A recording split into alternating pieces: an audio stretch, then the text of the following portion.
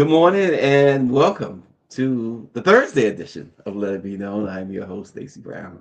Happy holidays, everybody. I'm Neil Anderson, and we have so many headlines to talk about this morning. I'm talking about Fulton County DA Fonnie Willis was at the Capitol Hill in Georgia, and it was Woo. explosive. We'll have those details.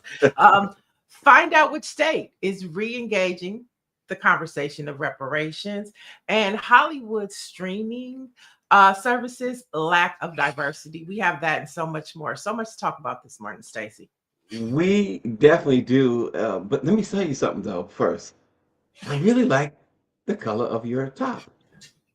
Oh, It's the a blue. nice color. Yes. Thank you. hmm And, Yeah, I was taught my OEP told me when you're on TV, solid, bold colors hmm are the key. Yeah, You have to yeah. pop. Yep, I never listened when I was on TV. They used to say that exact same thing, and I had a great the makeup artist at MSNBC. I used to work for MSNBC for 2.5 years, and the Mhm. makeup artist, I can't remember her name. She was the most wonderful woman, and she used to tell me that all the time. She said, "Don't they?" She was Hispanic too. Don't they tell you I can't do the language? You could do Well, the you language, always but remember makeup yeah, art, Stacy. You always makeup art. but she was We so nice and she was so cool. Oh my gosh. But she used to tell me the same thing. Like, don't they tell you what colors to wear? You should wear this. And plus, she said, and I mean, she was probably my age or younger than me. She was just, oh, they called me Mr. Brown. Mr. Brown, you would look so great in these colors or whatever. And so, I was hard headed. But anyway, let's see what our producer has for us this morning. The chairman of the Federal Reserve, Jerome Powell, said that over the past several months, 4 or 5 months, the job creation numbers reported by the United States government are wrong by 60,000 jobs per month. Now, let's be clear. The government has been reporting that we're creating approximately 40,000 jobs per month. So if they're wrong by 60,000 jobs per month, that means we're losing jobs. Okay, here's what's going on here. The numbers are fake. That's what's going on. That in fact, what the economists were predicting about how bad the tariff policy is, how bad his bill that he put through Congress is, how terrible they are, weren't showing up in the numbers. And the reason is because the numbers were wrong. This is not a rich people's issue. This is a direct blow to the middle class of America, to working families in America. That's who this is aimed at. The rich people are fine. And if you look at Trump's bill was basically a wet kiss to big companies and rich people, a wet kiss. And by the way, they're golden. This is a statement that bill and his policies are a gut punch to working families. Today, the chairman of the Federal Reserve, Jerome Powell. Spot on, spot on. What more can you say, Mia? Yeah, I mean, he was definitely on. That was Tom Steiner. He's running for California governor. Let's get that hmm perspective out there. And so, yeah, you're going to hear him talking and having these conversations as he looks at trying to lead California. Because, of course, if he was to become governor, he would have to address the unemployment rate in the state of California. And so he was spot on. I don't know if he's going to win the governor's race here in California next year, but nevertheless, it was an important thing to say. And yesterday, we know you talked about the Black unemployment rate. hmm And we know if we're talking unemployment, we know what we say: when white folks catch a cold, Black folks catch pneumonia. And so if we're talking about jobs, we're probably the highest at the list. Yeah, you remember a few months ago, because he didn't like the jobs report coming out of his administration, he canceled it. We're not giving the reports. We're not doing that. And so I think Steiner is absolutely correct. These last numbers that we got, and I reported on those numbers too, um, is that I think he's correct. I think when they say the U.S. added just, I think it was like 62,000 jobs, is a very small number. Probably it was the other way around. Probably was minus. They lost even more. It wasn't a positive, that's for sure. So I think Stein is right. And as far as the governor's race, you're right. Do I see him going anywhere in that race? Now, obviously, you have a better insight on it than me, but no, I don't see him going too far in that race at all. But he definitely has the money. So if you're Black press, definitely reach out to his campaign because he definitely wants to make sure he spends it. This is the best time to get money from billionaires and millionaires if they're running for office. Well, here's the flat out truth. Election time, and this is the biggest midterm election. We already in midterm season. I don't care what anybody say. We're in midterm season. The biggest midterm election season, perhaps in history. The money that's going to be spent, that is being spent. Listen, folks, if the Black press doesn't give any, if they don't get any, right? Well, however you look at it, they're gonna throw it away. They're gonna spend it. They're gonna spend it. The Black press doesn't get any of that money. It is criminal on both sides, the candidates and the Black press. It's criminal. Well, that's why we're talking about it now. We're going to speak life into these things. Let's be proactive. Let's have these conversations. Let's be in these spaces. It's not just about the money, folks. Listen, we could use the money, but it's also just about the idea you're trying to reach certain people. So listen, you definitely want to reach Black folks. So let's get it on. Come to the table today. Stacey Austin says, "You look appropriate." I'm not giving Austin any love this morning at all. He's always starting trouble. Austin's middle name. He was giving. No, he's starting trouble. Niele, you got to read between the lines. Everything that man says. So now everybody knows who has the glass half full and who has the glass half empty. Mine's is half full. Everybody knows right now. Listen. You remember Fred Sanford? That middle initial was always for something, and Austin's middle name right now is T for trouble. That's what. Okay. I'm not trusting Austin this morning. Do we have a producer's pick this morning? I think we just got it. Mr. Steiner. Oh, duh. You see how we're trying to move it along? Let's move it along. Every day Niele comes in talking about, it's the holiday time. She's already checked out, y'all. She's decorating her tree and making her chitlins. No, you know what? Me and my aunt were just talking about that last night, and she had the nerve to tell me that I was gonna have to clean my own chitlins before I brought them to her house. Like, what? Listen, who could blame her? I mean, if she's gonna clean her, she might as well clean mine. Well, why don't they're going all in the same pot. But that's neither here nor there. You just brought up chitlins, and I just had to say that. Okay. All right, folks. Did you see the continuation of the long-running car wreck that was on Pennsylvania Avenue last night? I mean, I didn't really watch it. I caught the lowlights. I won't say the highlights. I caught the lowlights. There was no highlights. But his much hyped presidential address. I love what your governor, Gavin Newsom, said, tongue fully in cheek. Gavin Newsom said, and you know what he meant. He said that many are saying that was a better speech than the Gettysburg Address. Well, it's because he stayed on script. There was no veering off to the left or the right. It was a nothing burger. It was a nothing burger. Okay, and utter disaster. It was a tossed word salad. But nevertheless, he was angry. Nevertheless, he read the teleprompter. I'll tell you that. He was so angry. And Newsom, of course, was only being facetious when he compared it to the Gettysburg Address. But the thing about it is, folks, in reality, in seriousness, he claimed that he's going to give these $1,776 checks to the military. But you know what?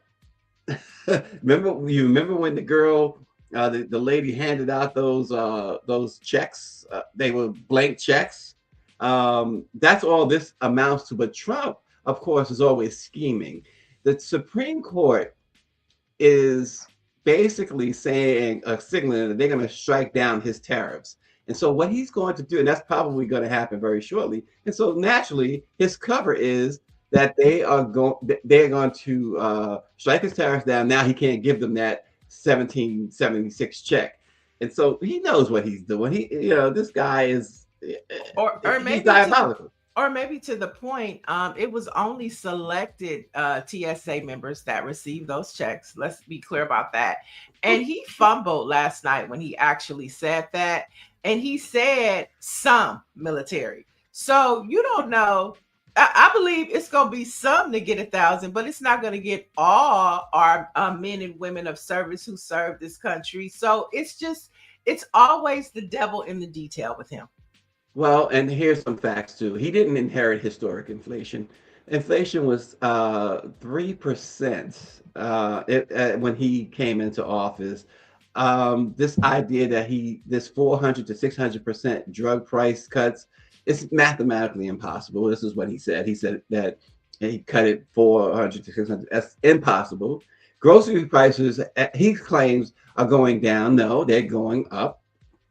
18 trillion investment that he talked about is fiction, because even the White House itself said it's 9.5 trillion in investments. The 199 average gas price that he talked about is false. The lowest average is $2.40. The $25 million invasion that he talked about is false. It's under 11 million. Crime wasn't near record highs under Joe Biden at all. And he, folks, did not, as he claimed, settle 8 wars. He has, in fact, he's causing war. In fact, there was many who tuned in last night because his buddy Tucker Carlson said that he was going to declare war on Venezuela last night. So give me a break. I'm trying to go to St. Lucia, and when I looked at the map, it is very close to Venezuela. Donald Trump is messing up a lot of plans. You know what I'm saying? But you think about these things like, okay, I don't want to take a boat ride nowhere because I don't know what's going on in those waters. Well, that's the other thing, right? These are things that you have to think about now with this crazy, deranged man in office. Jeez. Yeah, and those crazy, deranged people who are giving him his marching orders. It's just crazy. And it's also those crazy and deranged people who don't vote, those crazy and deranged people who, go vote independent. But right now, we need all the numbers we can have to get that man out of office. Listen, you got so many people. We'll get into this at the end of the show, but you got several people talking about chitlins, so just want you to know that. Well, see, we're half in and half out. It's holiday season. We half working. We're half dreaming of gumbo and meals and family and friends. Yeah, Nancy Wall says all tourism is not happening. Stay safe and keep your money. She ain't never lied. Dr. Mellon said he's gaslighting us, and Orange G says I was going to Trinidad for Carnival, but I will sit at home and drink OE for Carnival time. He's gonna drink OE and he's gonna put up some old JJ Fad videos for sure. And well, Orange G also he lives in a city where the closest thing to Carnival we have is Mardi Gras. So I mean, Mardi Gras is in February. You don't have that long to wait. Just head on down to Canal Street. Listen, he'll be all right. He sleeps very comfortable with all that money under the mattress. So his mattress is made of money. David Youngblood says I'll eat lots and lots of gumbo, but no chitlins. Well, I'm doing both, okay? Oh Lord, she's doing both. She's just mad she got to clean them, folks. That's all. Some moderate there is some hope because some moderate Republicans did break yesterday big time with their party and join Democrats in the House to force a vote on extending health care tax credits that help millions of people afford insurance. The move did weaken, MAGA Mike Johnson, whose plan does not include extending those credits. The simple thing is this, and it's not complicated. It's not complicated at all. MAGA Mike and all of those extreme MAGA Republicans, they want as much money as possible, not saved, as they lie to us and say. They don't want to save it. They want to give it to the billionaires because all of it they redirected to this tax, not tax, but this well, this tax that helps billionaires. They are paying for uh, enriching billionaires. Your healthcare premiums are more than doubling, in some cases tripling, because it is to help pay for the billionaires, not to pay taxes. It's as simple as that. Well, David Youngblood says, I'm not optimistic. I'm now optimistic there will be an extension. And I think that's a valid point, because those four Republicans are the crack. And the thing about it is, Sydney Kamlager, who is a Congress member out of California, went live like right after they were able to get those four Republicans to sign. She said, but the only problem is Mike Johnson won't call the vote. He won't bring it to the floor for the vote. So now that they have the signatures, he's not going to call the vote. You know why? Because he's afraid there will be more Republicans, which goes to David Youngblood's point. It's optimistic. And Marjorie Taylor told us, okay, who knew? She told us that you're going to see a lot more of this happening. And the very next day, you found four. I bet you there's more. There's no doubt. There's no doubt there's more, because as we said already, it's midterm time. It's midterm election time. Everybody, this is where the race starts to heat up. We had Evan Turnage on yesterday, announcing here on this program that he's running against Benny Thompson on the Democratic side. But this is where it all heats up. And so these people want to keep their jobs. And the reason, so here's one of the many differences between the test Trump term, which was the first term, where he tested him and the Heritage Foundation tested the waters, and now they're acting on it. But the first time, see, they felt like, okay, we're going to stay with this guy because even if we lost our seats, he's going to take care of us. They don't believe that anymore. They don't believe he's going to take care of them. Marjorie Taylor Greene doesn't believe she now knows he's not going to take care of her. So now you've seen a 360. These folks are whatever it takes. Okay, whatever. Absolutely. It takes. Nancy Wall says, who can make him bring it to the floor for the vote? He has the power. He has the power. Yeah, and David is saying, and this is what David is saying. David is saying the discharge petition almost certainly means a flood of votes and a signal that the Senate will not be caught holding the ball. Yeah, it's a hot potato. The crack in the ceiling. It's happening. You know. We will see. I know that they're going home today. They're leaving the Capitol today, and they won't be back until next year. But the thing about it is he has to bring it to the floor for a vote. The signatures are there. There's no way for him to scapegoat it. It's just not going to happen this year. Right. And so what the premiums, your first payment, January 1st, will be astronomical. Mm-hmm. And you will have hope that two things would happen, that when they do go for a vote, by that time, especially as the calendar continues to creep toward November of 2026, that they will definitely reverse themselves. And not only will they reverse themselves, your February payment will be back to what you probably can afford. And they perhaps will have some sort of pill in there, not a poison pill, but a good pill, to say that whatever you paid extra in January, you get that back somehow, whether it's paying for another premium or whatever. David says within 7 days, the law says a vote must be had. But I believe, David, and maybe you can correct me if I'm wrong, those are 7 working days. And so starting tomorrow, there's not a working day. But maybe you can correct me on that. Maybe I got that wrong. Well, then we know if that's the case, we know within a week's time when we get back, he's going to have to call the vote. And what's going to happen is if you gave a possible scenario, what's going to happen is when those people get their premiums, their payments at the first of the year, those lawmakers' phones are going to blow up. Okay. Yeah. Oh, yeah. So if Mike Johnson, he win or lose, Republicans are going to catch the fire. They're going to catch the heat.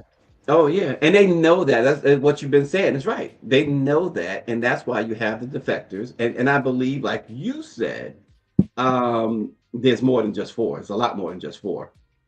And David said I'm correct. Okay, so this will Mike Johnson will delay it until sometime in January when they return. So, but we will see. Dr. Marilyn says, why did the FBI deputy resign?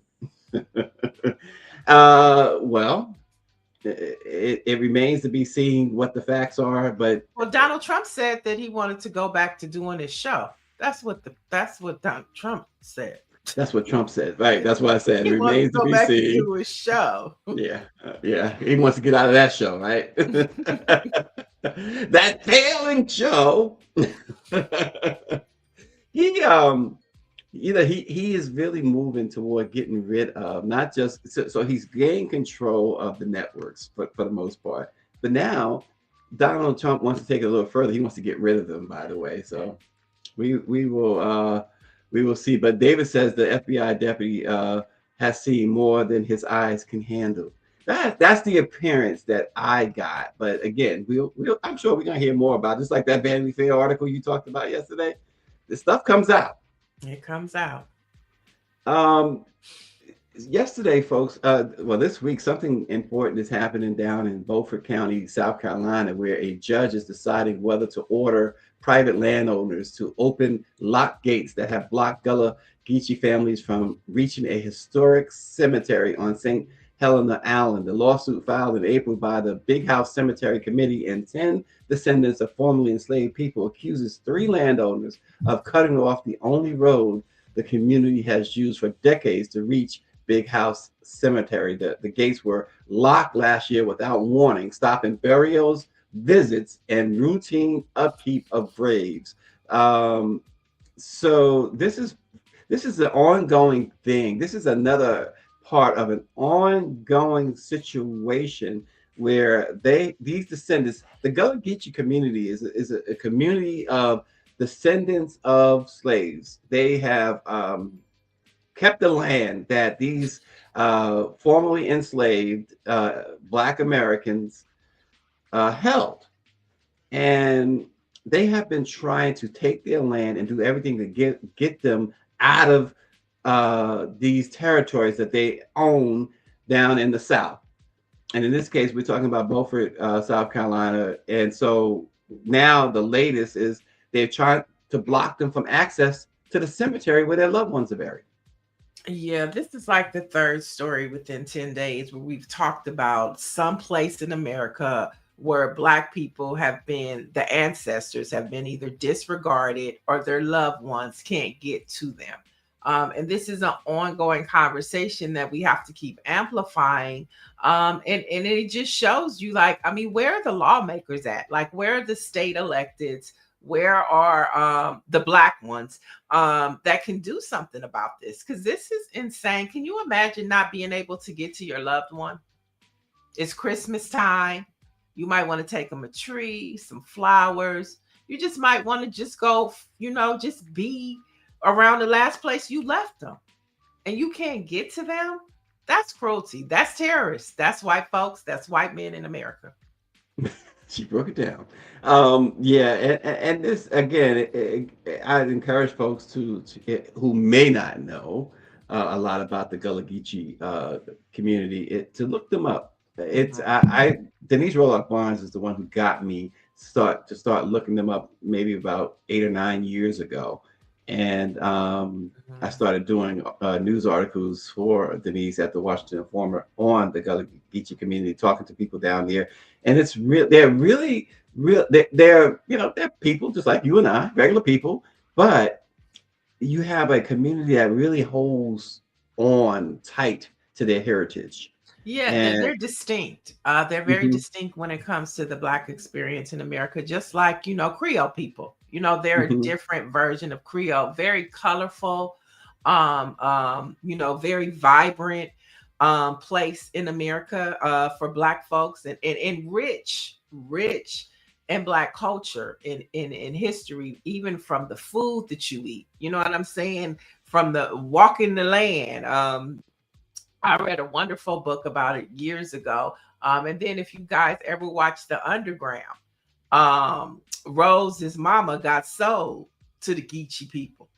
Mm. So if you never watch Underground, that's something good you can watch over the holiday season. But it has part one, the last part of the last episode. Rose's mother was sold to slaves, and she became part of the Geechee community. David Youngblood says he says we've encountered the same issue with our land. Aquarius says that they are still disrespecting our people, and Dr. Marilyn notes that she's asking, and I think there's something to this that Uncle Thomas, Uncle Thomas. Oh, just Harris Thomas is a part of that community.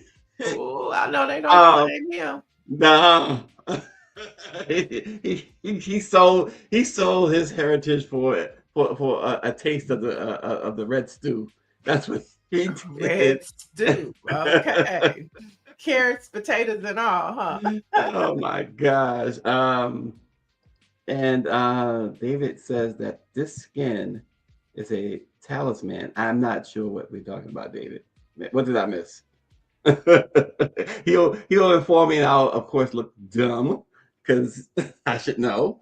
But anyway, in other news this morning, folks, and see again, when this ICE stuff began and all of these, folks, oh well, it's not the black people's fight. It's not the deportation. Well, a Black Georgia U.S. Army vet and a 50-year U.S. resident is facing deportation for some wild reason. This man, he was actually born in Jamaica, but he's lived in the U.S. for more than 50 years.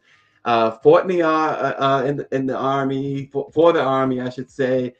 Served the country, and he was stopped, traffic stop in Georgia, and he didn't have any type of criminal record. Doesn't have a criminal record. His name is Godfrey Wade. He's 65 years old, and he's a grandfather.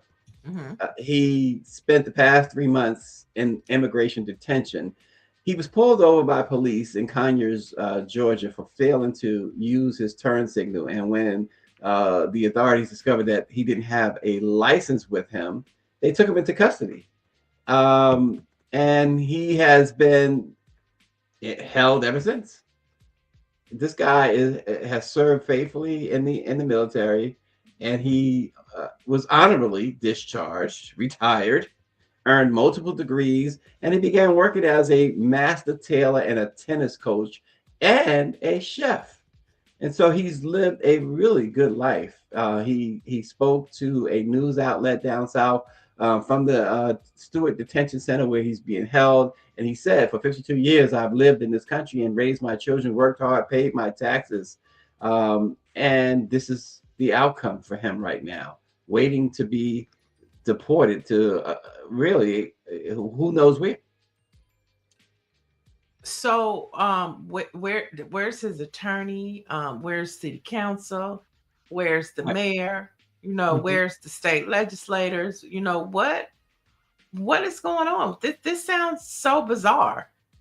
It is bizarre. And so the good news, right, you asked a great question. The first question is a great question because I have a great answer for it. Where's his attorney? Well, apparently Attorney Ben Crump is going to take his case. And so there is that right there. But this guy had no record. They just took him in because he didn't have his license on him.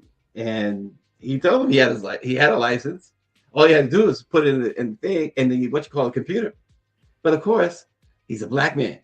He's a black man. So you don't get afforded what other folks get. So they took him in and discovered that he wasn't, ICE discovered he wasn't American, born in America, I should say, because he's as American as anybody else, having fought for the army and et cetera, et cetera. But found that he is originally from Jamaica. He moved here when he was 15 years old. And so they moved to deport him. Well, good to know that Ben Crump is on the case, so we know we will hear more about it. But let's stay in Georgia and head to Fulton County, where Georgia DA Fani Willis appeared before the Georgia State Senate Committee on yesterday to answer lawmakers' questions about her now dismissed case against Donald Trump and her alleged misconduct tied to her hiring special prosecutor Nathan Wade. Now, this was, juicy. We're going to hear something right now. Take a listen. True that part of your transition team was involved in the process of interviewing people before you entered office to lead the investigation into the 2020 presidential election. What you ask is a factual impossibility. That's what we call a lie. I had no way of knowing that these criminals were going to commit a crime. I didn't wait till the day I took office to look for talent that would represent my office for a case that didn't exist. Do you want to answer? It's a dumbass question. I know it is, but go ahead and tell him because it occurred after. I didn't know that he was going to commit a crime prior to me taking office. What was the total cost of the election interference case? I don't know the exact cost. I don't want to speculate to numbers. Whatever it cost, they tried to steal the rights of thousands of Georgians. It couldn't have been enough. Has Mr. Wade ever prosecuted a RICO case prior to the election interference case? And Mr. Wade would be the first one in the office. He corrected their behavior. He taught them how to do this case. He was a leader to that team and a public servant. And for that, him like me has been threatened. You want something to investigate as a legislature? Investigate how many times they've called me the N-word. Why don't you investigate that? Why don't you investigate them writing on my house? Why don't you investigate the fact that my house has been swatted? What have you done, sir? Nothing. Is it true that Well, across that 3-hour testimony, Willis said a lot of things. She also said these 19 people deserve to be indicted and referred to Trump and his allies as criminals. And at one point, they even cut her mic. And so, she went up there as unapologetic as she has been from day one, and they asked the questions, and she gave them the answer, Stacey. RG said a factual improbability, better known as a lie. Add that to your vocabulary. I know I have. Exactly. And here's the thing. She stuck to her guns. She would not allow them to put words in her mouth. And she called it how she saw it. These are criminals. Jack Smith told Congress, was it this week, that Donald Trump, he had overwhelming evidence beyond any reasonable doubt that he committed crime. And of course, we know in New York, he was convicted on 34 counts. So these people are not, everybody's lying. Just like they say, everybody can't be lying when it comes to other things. Is all of these highly qualified lawyers, prosecutors lying? But it is her approach, and it's her unapologeticness. That's what we want to see more of. I mean, and that's why, it's like, when you talk about Black women or people like Jasmine Crockett, y'all, some of these people are just mad because they don't have the guts to say what Fonnie Willis said. You want to ask me questions. Why don't you ask them about calling me the N-word? Why don't you ask them questions about swatting my house? You know what I'm saying? And it's like they always want to point the finger at us, but they never want to take accountability for being straight up racist and terrorist. And that was the question she was asking them.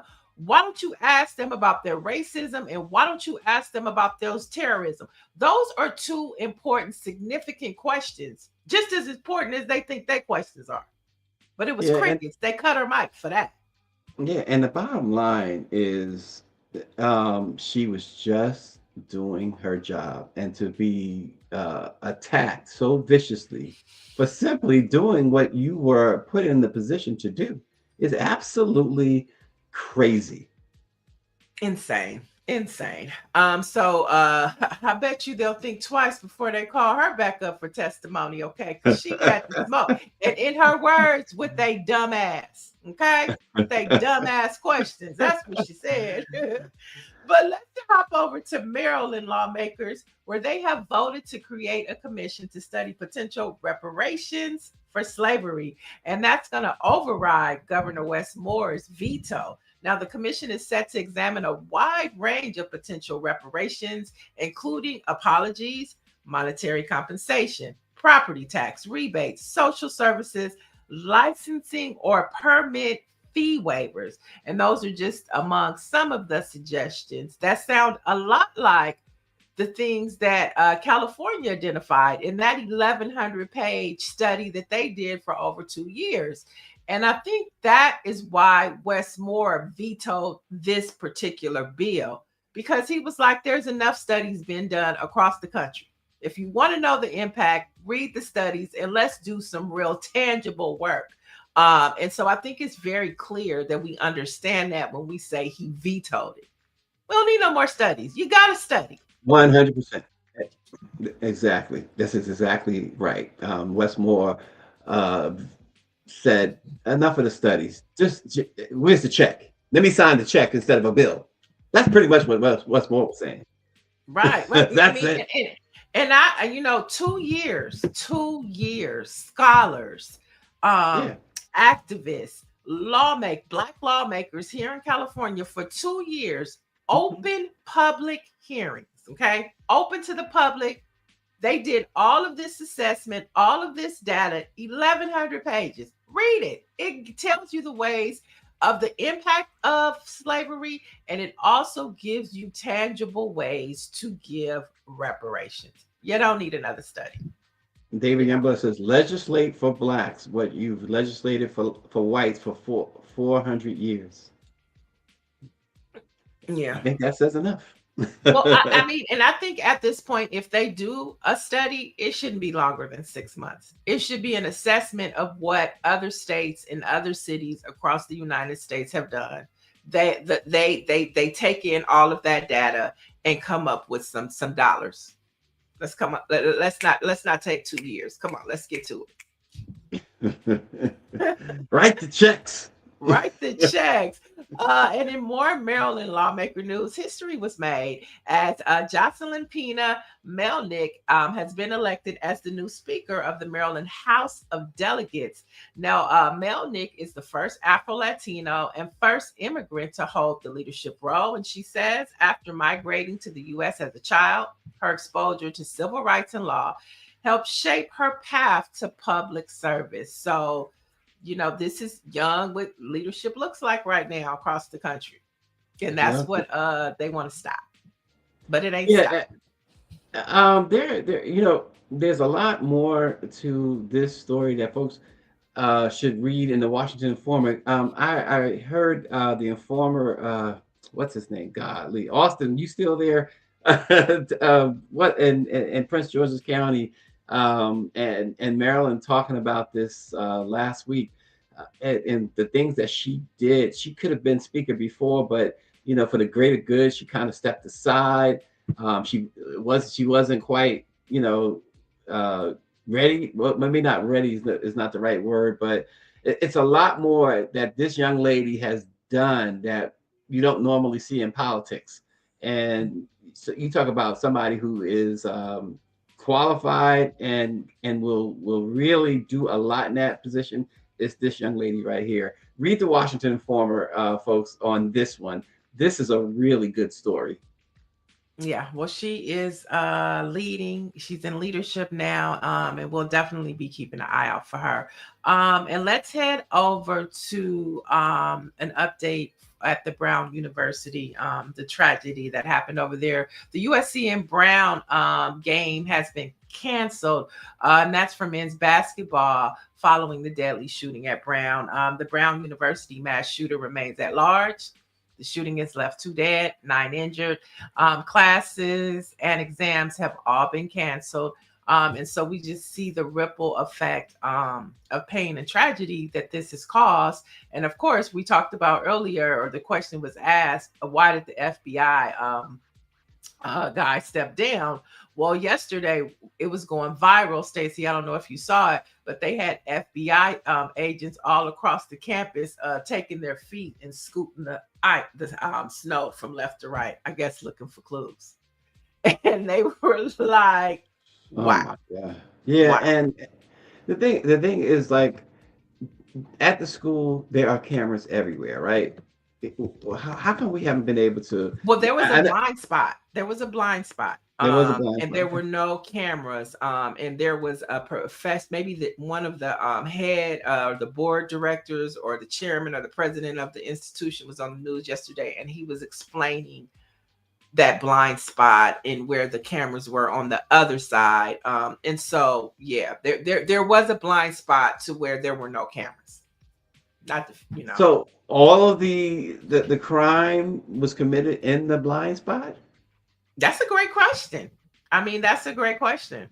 It's like, wow. But now I know that the latest is that they have identified a person of interest. They haven't released a name, but they supposedly know what this person of interest looks like or whatever. But they had to let the last person go, right? After swearing up and down that Right. they got the person. So you just So you don't know if you can trust it. You don't know if they're just saying that to take some of the heat off that they don't have a suspect. But I also, you also have to understand if that's the case, that's horrible, because sometimes, it takes a minute. Yeah. A lot of, like, remember the Boston bomber for the Yes. marathon? It takes a Yes. minute. So they can't succumb to the pressure because we're calling them incompetent to lie and put Yeah. like innocent people lives in jeopardy because you want to have a suspect. And that's what this FBI is doing. It's like you're not trustworthy and you're looking incompetent. Well, yeah. Well, you nailed it. They're not trustworthy, and they're very incompetent. By the way, the Washington Informer reporter that I was thinking of is none other than Richard D. Elliott. Richard is a hilarious young man and a very very entertaining person to listen to, and very intelligent. And he covers all of that stuff in Maryland with the speaker and others, and he does such a fantastic job. So I had to like come up with that. Gosh, how could I not think of Richard's name? But anyway, if the RNG says if the information is coming from Cash App Patel, don't believe it. He gets it wrong all the time. Cash App Patel, I like that one. All right, since we're speaking of colleges and institutions, UCLA's second annual Hollywood Diversity Report is out. And its findings remind us why DEI and affirmative action has always been important in America. Now, the report found that the top 250 current and library scripted titles from streaming in 2024, women and people of color face limited opportunities on and off the screen. Now, overall, about 92% of the scripted streaming series were created by white people, and 78% of that 92% were created by white men. Okay. And nearly 80% of the leads in most watched streaming comedies and drama were white actors. Where do black folks at? Where do people of color at? And this is important to note too, that streaming companies are not regulated by agencies like the FCC. That's why Netflix can kind of give Donald Trump the finger with this purchase that they want to do with Warner Brothers, because they're not regulated to have so many of this and so many of that. They do what they want. And that's why they're like, they gave Donald Trump the finger. And there's nothing that Donald Trump can do about it because there's no regulation for him. Right. Wow. But those stats are just, it's America for you. 90% were white people, and 78% of that 90+% were white men creating the narratives that we see on streaming services. Oh boy, it's exhausting at times. Which takes us to our next story. When we talk about streaming and then we think about technology not being regulated by any agency, and then we talked earlier about AI and Donald Trump telling states, nope, we don't want no regulation. Now the Federal Communications Commission Chair Brendan Carr, which of course is the FCC, testified yesterday before a Senate committee and said the FCC is not an independent government agency. Now, the FCC has also removed independent from its website. And this is important to note because traditionally, the independence of federal agencies was seen as a way to insulate employees from political pressure and allow them to do their job impartially. This is part of only a small part of what we've been talking about how to fix this stuff once you've moved the circus out of town. And once this circus is gone, whenever that might be, it's a whole lot of fixing that the next president is going to have to come in, the next administration is going to have to come in and do. And to redo, because the FCC was functioning properly. You know, it wouldn't let a media company have a conglomerate. You know what I'm saying? And we were moving towards having regulations for streaming companies and technology. Yeah. It's a lot. And folks, it's been less than a year. It's been less than a year. It's a coup. This idea, and this is why early on when they were, we got to save democracy, folks. What do you mean save it? You got to go and reclaim it. At this point, it's over. You got to reclaim it somehow.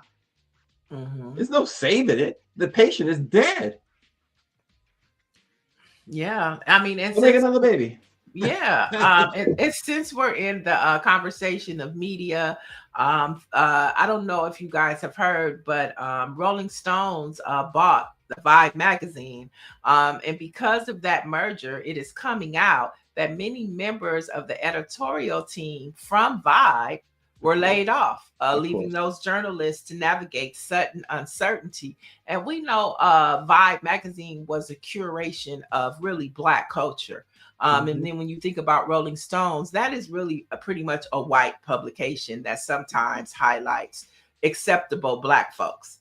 And so to hear that once the merger happened and then they got rid of the editorial team, I mean, I think you guys can do the math to figure out, what that means for the curation of Black culture through Vibe magazine. Well, just for a point of reference, Rolling Stones is the group. Rolling Stone is the magazine. Rolling Stone's the group. Mick Jagger hires Black people. Rolling Stone, the magazine, obviously does not care about Black people.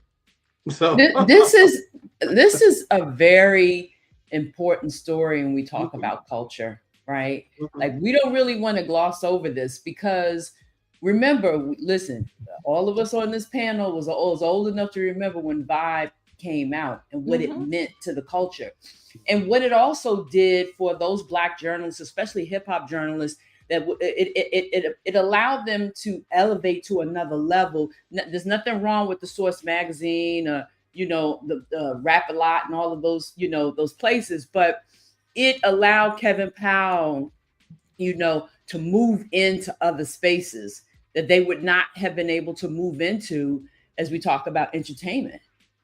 Right. Yeah. I mean, Danielle. I mean, it's so many. Karen. Danielle did the R. Kelly. She was the one that busted R. Kelly out the wall. Right. That's right. I mean, really. And so and Vibe magazine was our Rolling Stone. Right. Yeah, Rolling Stone was not one of those publications. It still isn't that where a Blackface could easily, just get on. As a matter of fact, Touré is on a rant about this right now.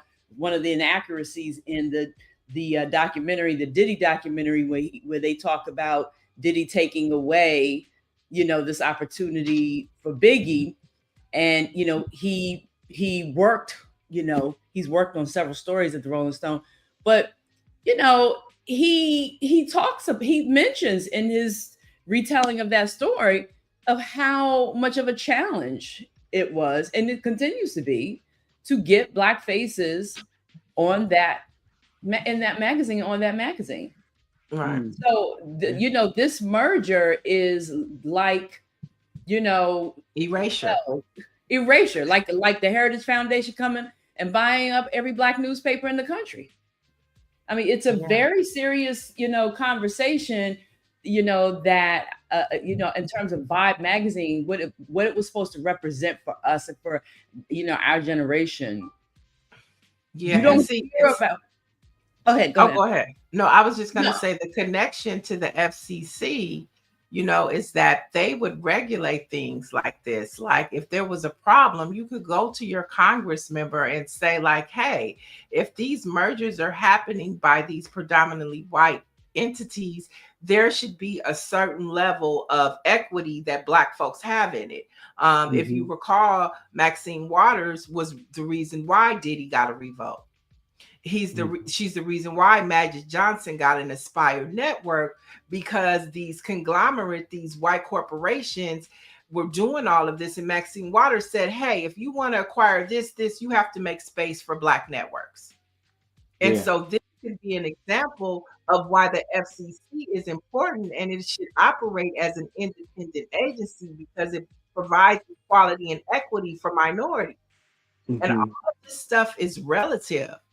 And Donald Trump is taking it away and doing just what these, going against just what these agencies were intended to do, to provide equity and equality for people of color, because we know systemic racism is real.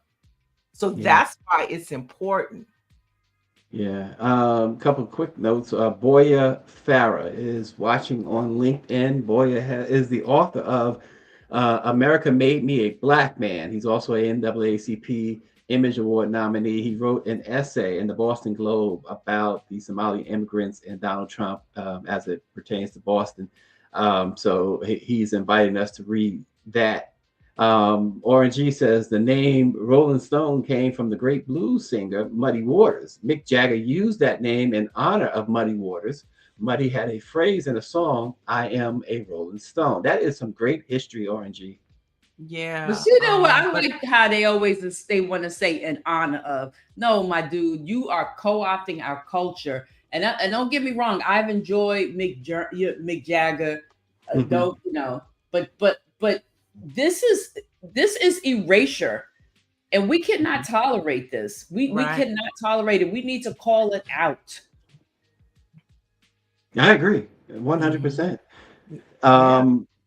We talked about that with Elvis Presley, right? And all of the Black artists. There is not. Years ago I had a cassette. That tells you how long ago, right? It had Elvis Presley's 25 greatest hits, and I went through that cassette from 1 to 25, and every single one of them, believe me, go look it up yourself. Elvis's 25 greatest hits, every single one of them, as Greer said, was co-opted from a Black person. Every single, not one of them was original, and not one of them was from a white writer or a white artist. They were all Black artists. Yeah, including his biggest hits. But I think that goes back to Greer's point when we're talking about Vibe and Rolling Stones. It's like they're co-opting and they're taking our culture. And it's like, even, taking it broader to AI, and these AI artists, they're like, we don't need Black people anymore. We'll create our own Black people. And we'll give them the songs, we'll put a Black song into AI and then tell AI to create that for my artist. It's erasure. And I think we should be highly concerned about this. Vibe merger today, AI tomorrow. And it's all erasure of us. Yeah. RNG says he agrees. He's just telling the story. Don't shoot the messages, what RNG is saying. And Nancy Wall says Greer's right. They're coming in and buying us out. And she's also, asking what happened with Charlemagne. I mean, it's interesting, it's like, you have to be very careful. Yes, we've seen for the past 2 days that Netflix announced their partnership with iHeart, and all of the iHeart podcasts going to Netflix. But with that, the caveat is YouTube will no longer have those podcasts. Okay. So there's all of the iHeart podcasts, and it's the Breakfast Club. But let's be clear. The Breakfast Club is the Breakfast Club. It's not Charlemagne's Breakfast Club. So his picture could be on there today and be gone tomorrow. But the Breakfast Club is still going to be on Netflix. And so we still haven't heard about the contract. We did see that Howard Stern held out. Howard Stern was in a bidding war for his contract. He just signed his 3-year contract, but it was after, a bidding situation and back and forth. And so you can guarantee Charlemagne is in the same position, but we still don't know. He still hasn't said anything. And we know if Charlemagne had come to a deal and it was what he was liking, it would have been all over his page. And what does he say? I thank God for it all. He would have been posting it. I thank God for it all if the deal was done. Mm. Well, it's 12 days, 12 calendar days left, or 13. So we'll see. whatever. And I hope that Charlemagne gets the biggest deal he can get. You know what I'm saying? Mhm. But that's not what we're talking about right now. We're talking about, does he have a deal? Right. Right. And speaking of, I touched on YouTube, our last headline for today. After decades of airing on ABC, the Oscars are moving to YouTube. And so ABC will continue to air the Academy Awards show through the 100th Oscar ceremony in 2028. But then in 2029, you're going to have to watch the Oscars on YouTube. I don't watch it at all. Yeah. You know what they should do for the last Oscar on ABC? They should have Will Smith hosting and then have Chris Rock walk up and smack him. I mean, look. The ratings would go through the roof. Exactly. That way ABC can say to Netflix, see? You see? This is So how you we mean do to YouTube? it. To YouTube, yeah. Oh gosh. It's That listen, and that sounds to me like my YouTube premium bill about to go up.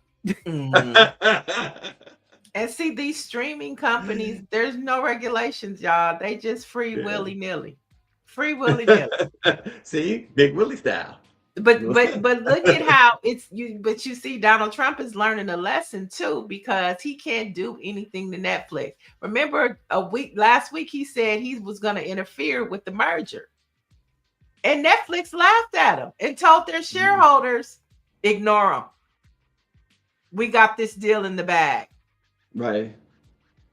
If they were regulated by the FCC, that might not be the case. That might not be the case. Yep, there you go.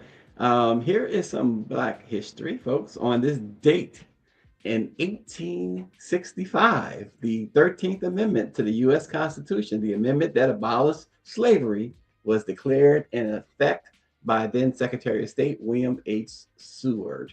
So this is the day that the 13th Amendment was ratified or became into play in 1865. It was Now declared. give us our 40 acres and a Give mule. it to us. Give us our 40 acres and a mule now. I'll take my if you could get your 40 acres and a mule in today's time, what would that look like for you? What would your 40 acres and a mule? Well, we know that it wouldn't be 40 acres and a mule, or it could be Right. 40 acres and a mule. Well, But what would it be for you? Well, the mule would be, a vehicle, right? So you think about a vehicle that you would want. And of course, the 40 acres, I'd want the 40 acres. Literal 40 I acres. think instead of a 40 acres and a mule, I think I would want finances to build my business. And then I'll take it from there. So it's like reimagining what reparations looks like in this day and time. For some person that might be experiencing an ailment like cancer, their reparations might be full coverage of healthcare.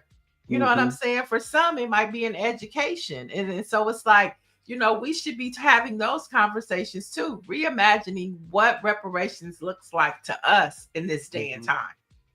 Right. Or G said, go ahead. You go first. He said his would be white folks leave me alone forever. Oh, wow. That might be harder than 40 acres in a mule. Right. Exactly. Oh my gosh. Right. Chad, That's a what good would your question, 40 though. acres would be? Yeah, And a that's a mule. good question. And while we're doing that 40 Acres and a Mule, they had mules in 40 Acres for this next Black History fact. In 1985, Steven Spielberg's adaptation of Alice Walker's The Color Purple premiered, and of course it starred Whoopi Goldberg, Danny Glover, Oprah Winfrey, and so many others. Of course, it was a culture classic. And when we're talking about 40 Acres and a Mule, Mr. had a mule. He had some acres. Oh, He God. And don't go start like you did the other day. Go ahead, do it. Do the lines. No, I'm not gonna do it. I'm not gonna do it. Is she really about to do it? But that's a good holiday watch too. The Color Purple. Watch the old one and the new one. Oh, My look at favorite that. is always the first one. Look at that. Look at that picture right there. Wow. Look, that's where Fannie Willis and Jasmine Crockett get it from. I'm not Okay. taking nothing from none of y'all white people. Period. Wow. She was not playing. Look, man. That's Suge, Miss Avery. You show is ugly. Well, But then her in the movie, we didn't catch it so much in this movie, but they were lovers. Suge and Celie was lovers Right. at one point in the book. right. But we didn't catch that in the first one. Well, I think you could. When you look back, It was for very sure. subtle. It was very subtle. very Right. subtle. But It was in very the subtle. new one, Right. it was more relevant.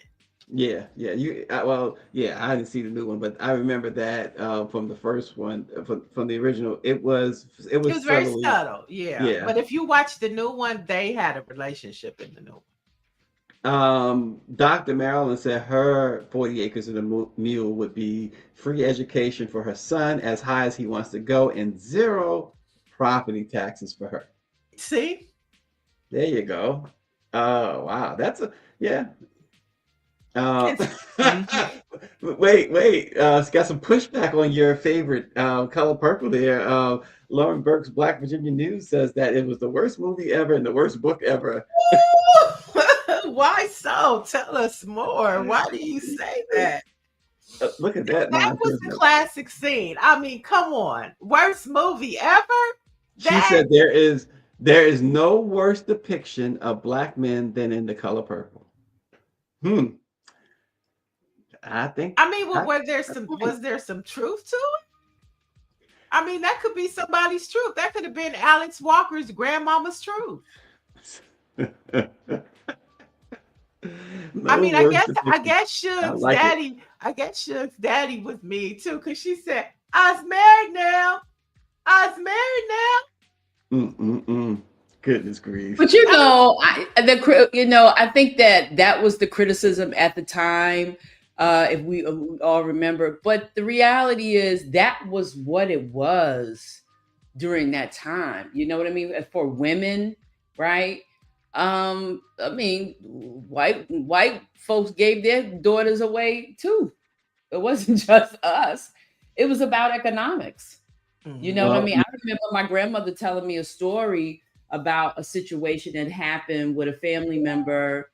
And I was like, did they kill, I'm listening with bated breath. It was a kid, she's telling me a story. And I said, did they kill him? And she said, no, because, their cousin she was pregnant, and who was going to take care? And she was a young girl. Who was going to take care of them? Right? This man needed to be handled, and in any other circumstance would have been murdered. But because, of the financial burden that would have been on other members of the family, this man lived, even though he was a horrible human being. So I'm just saying, like, it was the times, right? Yeah. And I thought the movie it was excellent. I mean, we were much younger then, so we were but it was an excellent movie. I think it spoke to the times. Yeah. There are a lot of. I just want to say, because I know you're going to go to the chat, but to Greer's point, I think she makes an excellent point. And when she was talking, I thought about the poem by Langston Hughes, "Life for Me Ain't Been No Crystal Stairs." And I think that was that's what it was during that time.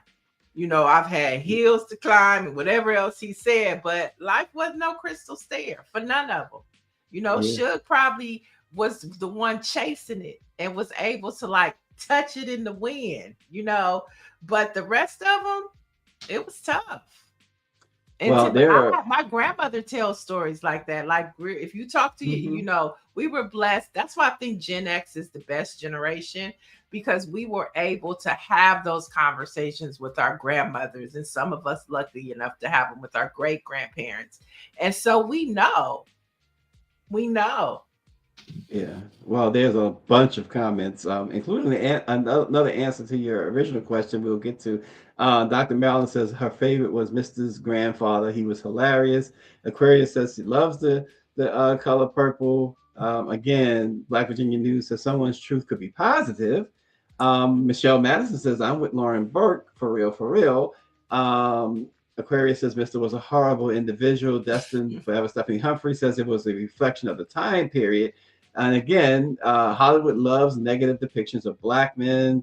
And then to answer your question about 40 Acres and a Mule, Aquarius has another good one, Niel. No credit scores for African Americans. Oh, I like that one. That's a good one, Aquarius. That would help a lot of people. You know what I'm saying? A lot of us should. And listen, but wait, here's here's the the thing. question. Go ahead, Greer. No, but you know what? The thing that we got to stop doing, this is that movie wasn't created because it was a negative. I don't believe it was, right? Alice wrote the story, okay? Because it was a negative, to depict Black men negatively. It happened in her family. It doesn't mean that it happened in everyone's family. This is a story, right? And we tend to, internalize and personalize everything. We don't have to do that. But it was beautifully crafted, right? Alice was involved in it. There were some things that I think she later talked about she wished could have happened a little differently. But for the most part, that's real. That's the thing that launched Oprah Winfrey, her acting career, even, right? Mm-hmm. Well, I'm gonna say this. Here's what I agree with what Lauren is saying. This is the one point that I can totally agree with. She says, would Spielberg do this movie on his own kinfolk? She says, hell no.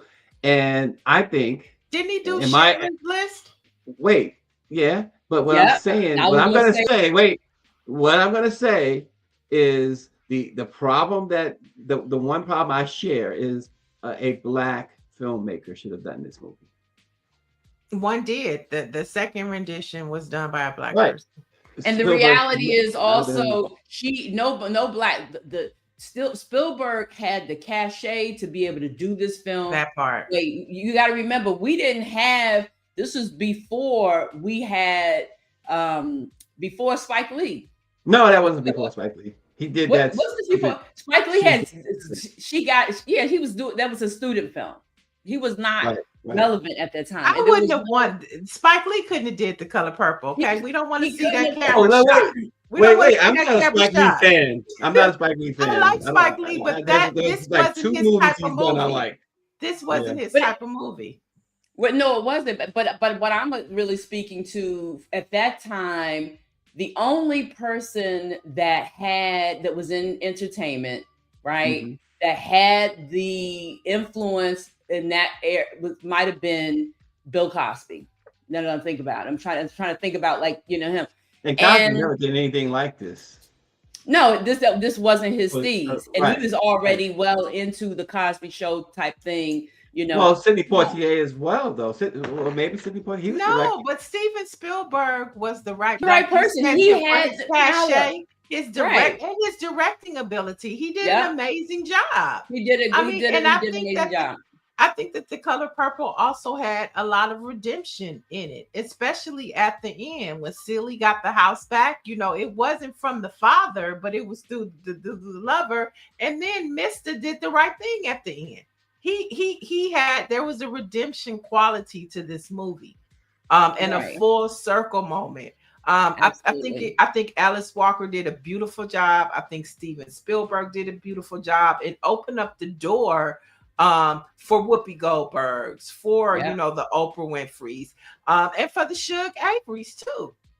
Right. Yeah, Absolutely. I think all of what y'all saying is plausible and true, but I still prefer Black folks to tell Black stories. But listen, we could do that. It wouldn't have changed the story because she had already written it. It would have still been the Mhm. same.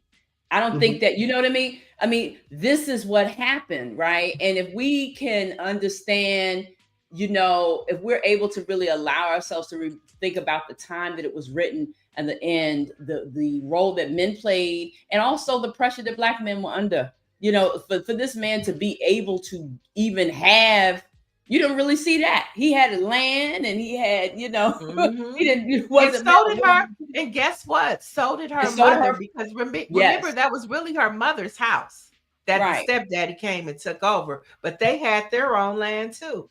Right. So we can pick and choose what we want to focus on.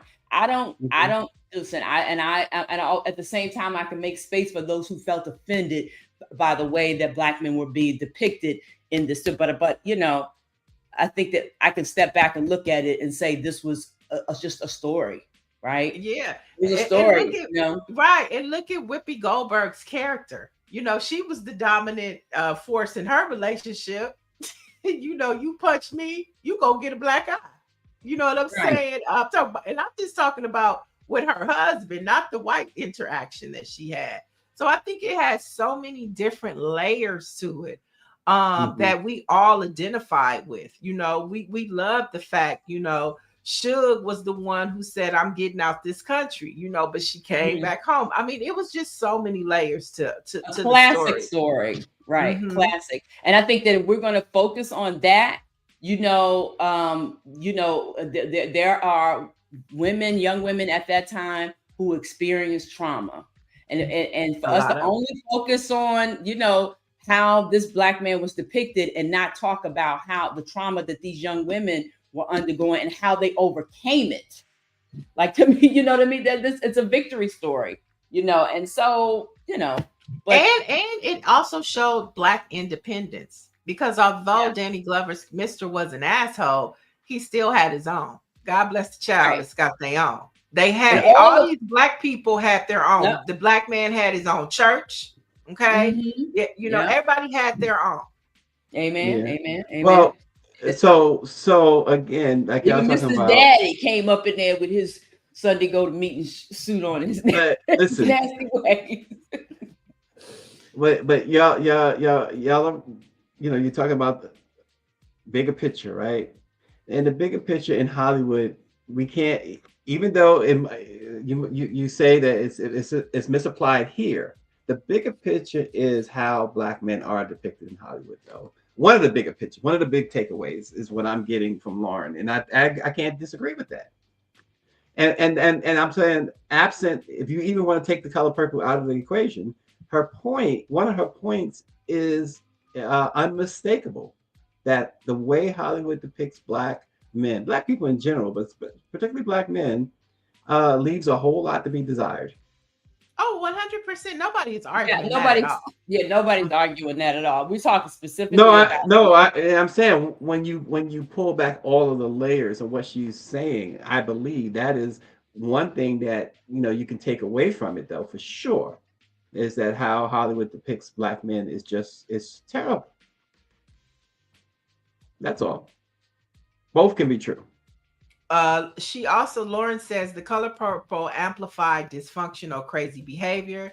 That's Alice Walker's family, not everyone's. And Oprah Winfrey has spent a career amplifying dysfunction. Why? Woo-hoo, Lauren. Good night, Lauren, going in. You sound like Monique. You kidding Monique? Monique gonna be liking this right here. Yeah. Let me tell you something too. Greer, you got to jump in here. Okay, we're gonna let Greer kick this one off. What's your response, Greer? No, I'm not gonna speak on Oprah like that. I'm not saying it's not true that she not that she hasn't spent a career amplifying Black dysfunction. I think that Oprah Winfrey's in the television business, okay, and I think that she at different times that she's followed the trend, right? In terms of, amplifying dysfunction. And she's in the TV business, right? But I think she's also done a great deal of work of showing, amplifying healing and the ways to heal. So we can choose to. So I don't want to. Two things can be right at the same time. Exactly, right. At the same time. And if you're and depending on where you are, what mental space and emotional space you're in, and even your experiences, right? You may center in or zero in on those things all the time. And there probably was a time, that probably was 100% a time where I was one of those people, right? Those Black women, hey, but at this stage, I got more years behind me than in front of me. I'm able to step back and take a look at things and just have a more nuanced perspective. And I'm not saying that Lauren doesn't have a nuanced perspective, because I think that she does. But, in this particular case, I disagree about The Color Purple. That's all. You know what I mean? Right. And I mean, I think it's a classic, and I'm 100% with you on that. I think that, two things can be right about Oprah. And we do want to see more Black stories. But when we go back to the study of UCLA, and 78% of stories are being told by white men. I mean, right. that's the core of what, we're trying to do. So if it's 78% are white men, then some of them gonna have to be our allies if we want to get these stories told. Part of that, but if we step back and look at Hollywood as a whole, whether we're talking about white stories or stories where white people are centered and Black people are centered. When we talk about violence and dysfunction and that's the name of the game, right? That is entertainment, period. That's not to make an excuse for anything that Oprah's done or anyone else has done. But then, if we're going to start looking at things like that, then we're going to have to go back and critique a lot of Black filmmakers, John Singleton's, come on, Boys in the Hood, right?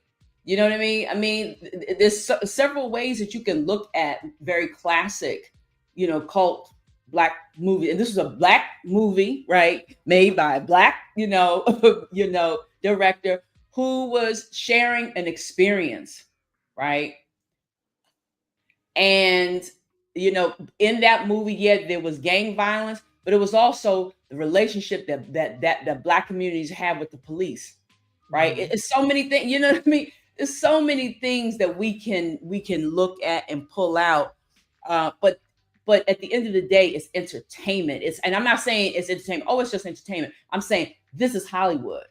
And you got a lot of brothers who want to talk about other things who are MCs, but the man that's giving them that check to get them out of their situation, out of the jam that they're in, don't want to hear that. They want to hear about gangbanging and, your baby mama and, and sex and drugs and rock and roll. Like that's what they want. And people trying to get out of that. The thing that we got to do is help us get out of a situation. You got to make a decision collectively. Right. And right. Mm-hmm. Go ahead, baby. No, I was going to say, jumping in, it's relative. It's also how they see us, and a lot of that conversation, we've talked about, the Oscars a little bit. It's like how they see us as winners.